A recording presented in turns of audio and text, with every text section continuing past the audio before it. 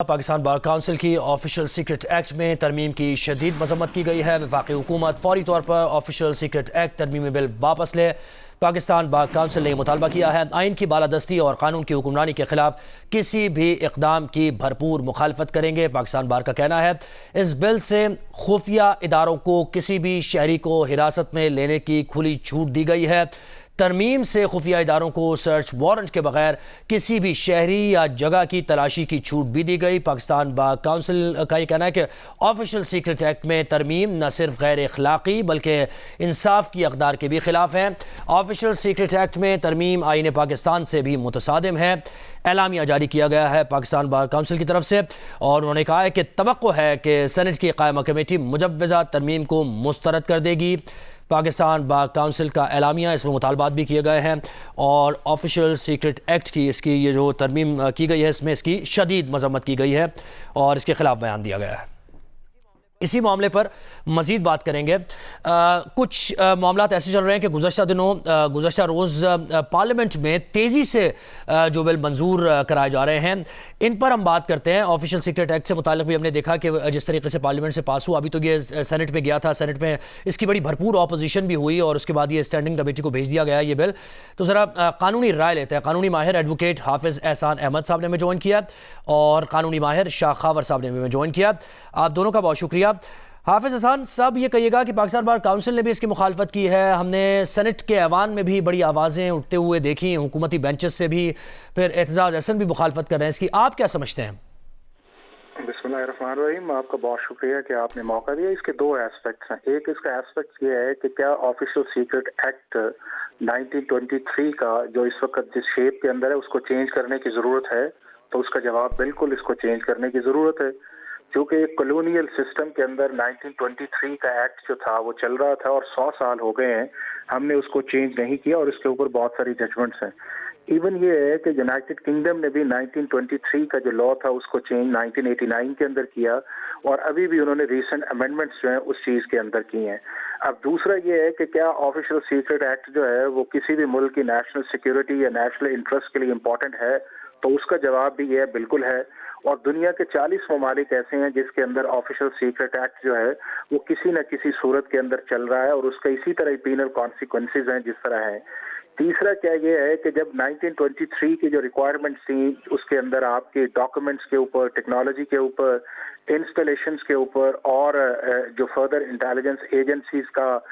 Collection of evidence के जो issues थे, क्या वो 2022-23 के अंदर जो चीज़ें चल रही हैं वो लॉ उनको कोप करता है? तो उसका जवाब भी ये है कि उसके अंदर अमेंडमेंट की ज़रूरत है और वो होनी चाहिए। अब अगली जो चीज़ है वो बड़ी इंपॉर्टेंट इस चीज़ के अंदर है कि क्या पार्लियामेंट के पास इसकी कॉम्पिटेंसी है? बिल्कुल पार्लियामेंट इसको लेजिस्लेट कर सकती है, लेकिन उसके अंदर जो इंपॉर्टेंट चीज़ ये है कि उस प्रोसेस को वो फॉलो करना चाहिए जो प्रोसेस लेजिस्लेटिव बिजनेस है। अब ये मामला जो है वो सेनेट के अंदर आया, सेनेट के अंदर हाफिज साहब आप यहीं पे थोड़ा सा रुकिए, हम शामिल गुफ्तगू करते हैं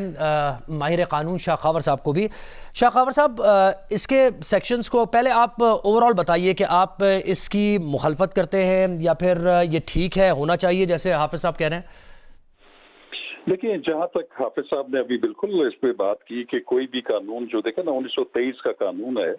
जिसको पाकिस्तान बनने के बाद 1947 में हमने अडॉप्ट कर लिया और वो उसी फॉर्म में चल रहा था, तो उसमें यकीनन जदीद हालात और वाक़यात से हम आंग करने के लिए उसमें तरामीम बिल्कुल ज़रूरी है और उसमें पार्लियामेंट बिल्कुल इख्तियार रखती है। लेकिन अब बात यह है कि जिस तरीके से ये बिल पेश किया गया और हालांकि ये जो पार्लिमानी रवायात हैं या जो रूल्स हैं आपके कानून साजी के, उसमें बाकायदा जो बिल है उसको सर्कुलेट किया जाता है मेंबरान में और फिर उसके ऊपर बहस की जाती है और उसको सिलेक्ट कमेटी में अगर उसमें कुछ ऐसी चीज़ें हों जो मुतनाज़ा हों तो उसको फिर एक सिलेक्ट कमेटी के सामने जो है वो भेज दिया जाता है। लेकिन यहाँ पे मैं ये समझता हूँ कि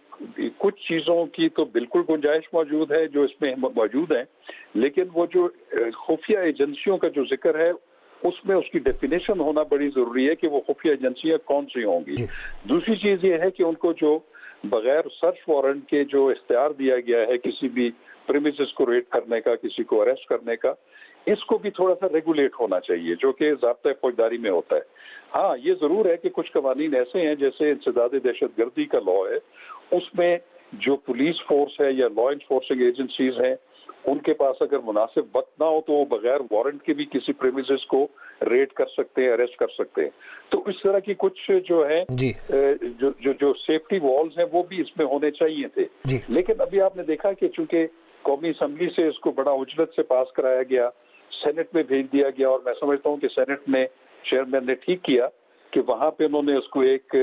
सिलेक्ट कमेटी के पास भिजवा दिया है, जो कि इसकी नोक पलक को और इसकी कॉन्स्टिट्यूशनलिटी को देखेंगे। क्योंकि एक चीज बड़ी वाज़ेह है, पार्लियामेंट के पास बिल्कुल कानून साजी का इख्तियार मौजूद है, लेकिन आर्टिकल 8 जो है आईन पाकिस्तान का, वो ये तकाजा करता है कि कोई भी ऐसा कानून जो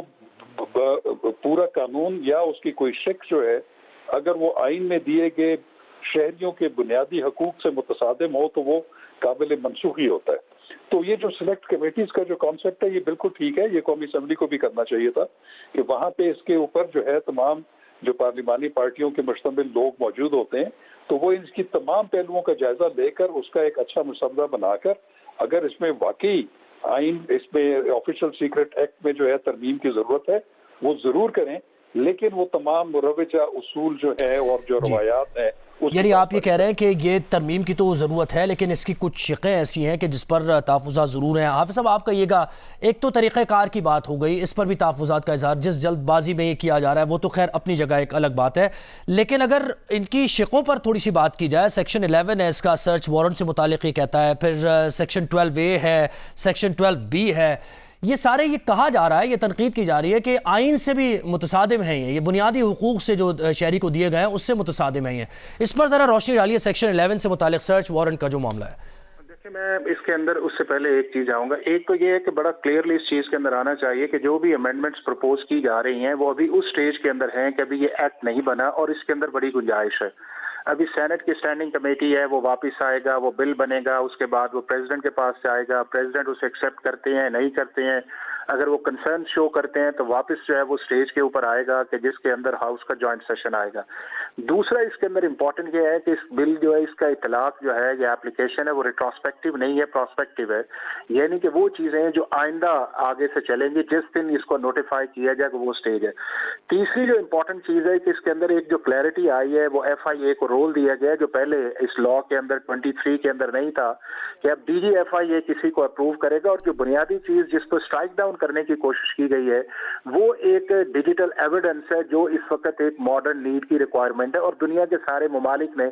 इसको अडॉप्ट किया है। चूंकि जब आप कोर्ट ऑफ लॉ के अंदर जाते हैं तो उस वक्त क्वेश्चन जो आता है वो आता है एडमिसिबिलिटी ऑफ एविडेंस का। नहीं, लेकिन उसमें ये भी बात है ना कि उसमें जो एविडेंस कलेक्ट हुआ है पहले उसको देखना पड़ेगा ना कि वो जेन्युइन वहीं से कलेक्ट हुआ है या नहीं, तो वो मैकेनिज्म वो यही है कि उस एविडेंस को जो है वो इन्वेस्टिगेशन देखेगी और उसका एक चालान आएगा और प्रॉपर उसकी जो कोर्ट है ऑफिशियल सीक्रेट एक्ट के अंदर 1923 के अंदर है वो है। एक ये है कि ऑफिशियल सीक्रेट एक्ट को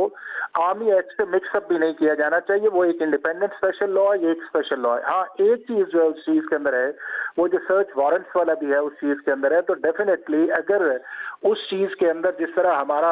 टैक्स लॉज के अंदर भी है कि अगर आप किसी जगह प्रोसेस करने जाते हैं या रेड करने जाते हैं और आपको इतनी इमरजेंसी नहीं है, तो उस सूरत के अंदर फिर आप कंसर्न मैजिस्ट्रेट से सर्च वारंट की परमिशन लेते हैं। तो इस चीज के अंदर वो चीज अगर ऐड कर दी जाती है कि वो जो अनब्रिडल्ड पावर जिसका जिक्र किया गया है उसकी बजाय उसको रेगुलेट कर दिया जाता है कि कंसर्न जो मैजिस्ट्रेट है उससे आप उसकी परमिशन ले लें और उस परमिशन के बाद अगली चीज जो है उसको किया जाए। तो सब्सटेंटिवली तो किसी को इस चीज पे एतराज नहीं है कि जो नेशनल सिक्योरिटी के इश्यूज हैं या जो हमारे ऐसे इश्यूज हैं जिसके अंदर एनिमीज के मुतालिक इश्यूज हैं उसके ऊपर नहीं, इस पे बिल्कुल इस पे कोई नहीं है, लेकिन ये कि वो बुनियादी इंसानी हुकूक और आइन से कोई मुतसादिम कोई चीज़ है तो उसको देखना होगा। अच्छा, शाह खावर साहब, आप कहिएगा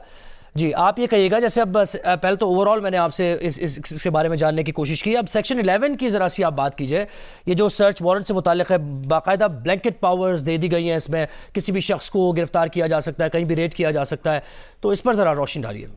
देखिए, मैं आपको बता रहा हूँ कि जहाँ तक अमेंडमेंट्स का ताल्लुक जरूरी है ज़रूर की जाए, लेकिन ये सेक्शन 11 की जो आप बात कर रहे हैं, मैंने अभी आपको एक एंटी टेररिज्म एक्ट का भी हवाला दिया और एक नारकोटिक्स से रिलेटेड जो लॉ है CNSA, उसमें भी ये है कि अगर वो जो एजेंसी है जो जिन्होंने रेड करना है उनके पास अगर ऐसी क्रेडिबल इंफॉर्मेशन है कि वो शहादत जो है या वो जो बरामद करना चाहते हैं उसके ज़ाया होने या उससे जो है वो बचने का इम्कान हो, तो फिर वो